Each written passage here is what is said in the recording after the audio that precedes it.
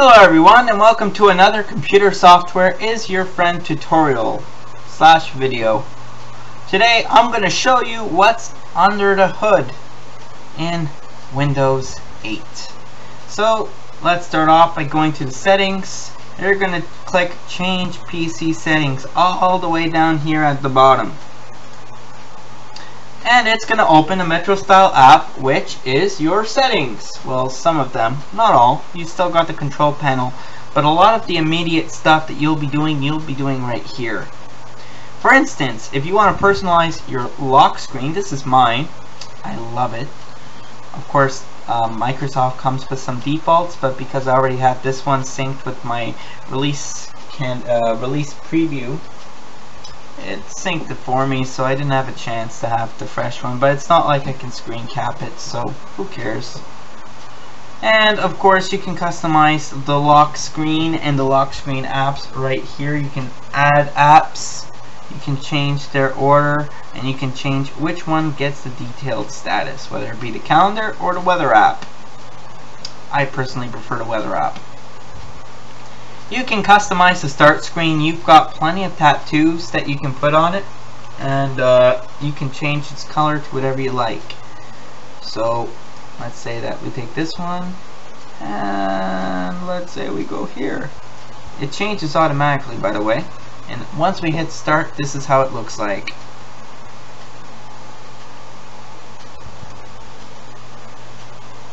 Pretty cool, eh? Oh, I say that's pretty cool. Let's try another one.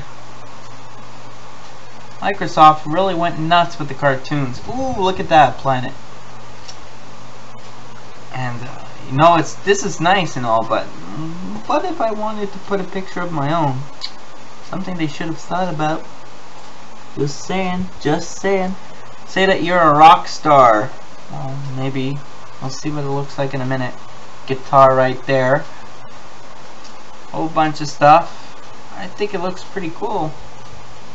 They really put a lot of effort into these designs. If you're into what seems to be futuristic kind of society kind of stuff, there's this theme too.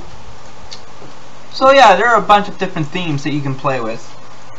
You can change the account picture here by browsing or by using your camera. And so you can also from here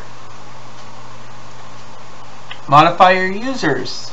You can also trust this PC, which is important for synchronization, and you can create a whole bunch of sign-in options, which I'll show you in another video.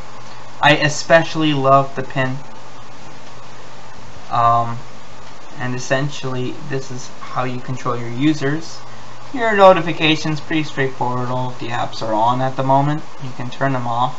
You get notification sounds, which kind of sound like a charm.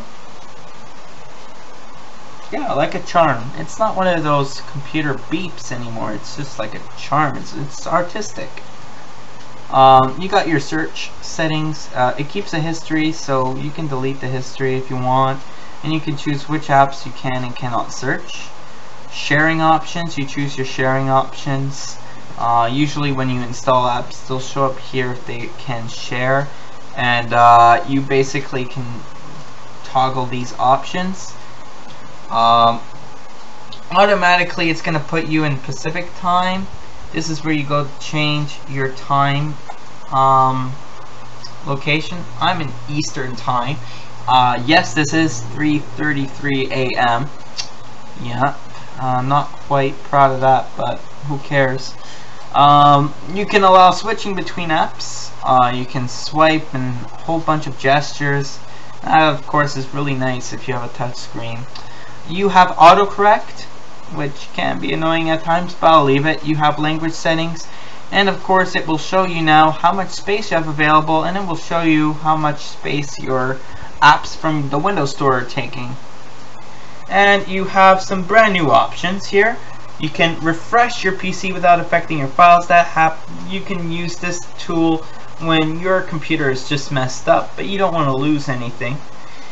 And if you're ready to do a clean install and reset the computer to factory settings, you would click here, and if you want to boot from a USB or DVD, or you want to change the default Windows partition if you're multi-booting with Windows, you would restart and it would give you the brand new basically boot menu screen. Don't know how you would call that, although I still think they have a bit of work to do with it. Privacy. You can allow apps to use or not use your location, your name and account picture, and a whole bunch of other stuff. Your devices. Here it will show you every device that you have installed on your system. It will also show you which ones you need to install manually with a driver. Ease of access. This is basically if you need it, if you need high contrast, or if you need special kind of things to help you with a disability of some kind. Sync is all controlled here. Some options will not be available unless you trust the PC, so trust the PC.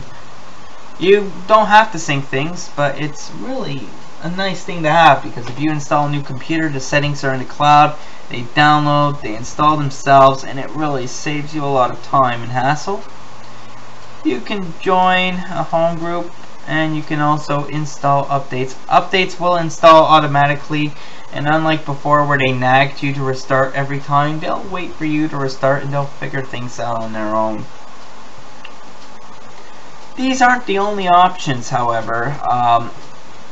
Another place that you can go for options is the control panel. Although you won't get that through the settings here, you're actually going to have to search for it. So control panel. Control panel. And so, like usual, you have most of the settings that you did before. I don't think anything really changed. Here's your security. Nothing really changed. Network and internet. User accounts are pretty much now in the Metro style thing.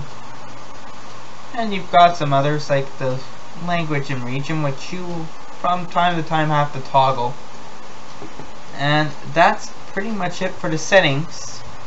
I'm done tinkering with that, and of course every program has its own settings by going to the settings thing here. As long as it's a new one, not one of the old ones that you installed. Those settings are in the program itself and not in the application, and not integrated with Windows. Alright, so we've gone through the personalization and the under the hood stuff for Windows 8. If you have any questions, or if you have anything you want to say, if you like it, you hate it, comment section is below. If you like the tour, if you like the videos, if you like the stuff that I bring out, if you like the stuff on the site or whatever on the channel, do subscribe. The subscribe button is just above. And if you want to keep up to date, or if you want to communicate with me and my co-authors here at Computer Software Is Your Friend, you can join us on Facebook, Google+, and Twitter. Links are in the description. And of course you can go to our website, computersoftwareisyourfriend.blogspot.com, link in the description, where you can see a lot more stuff, tutorials, news articles, reviews, you know, that kind of stuff. We're working on it. We're going to be adding more stuff. And yeah, that's pretty much it. So this is it for now. This is another Computer Software Is Your Friend video, and this was how to get started with the configuration. And so stay tuned for more videos featuring stuff with Windows 8. I'll of course be giving more advice, tips, tools, and this kind of stuff for Windows 8, along with the other topics I follow. So until next time.